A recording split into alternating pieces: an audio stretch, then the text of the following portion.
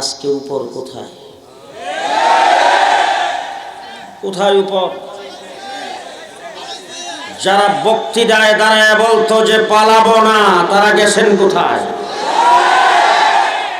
আজকে বলছি আপনাদের সামনে, রিমান্ডে ছিলাম 1.5 মাস। প্রত্যেক দিন আমাকে বলা হতো তুই পাকিস্তানি রাজাকার।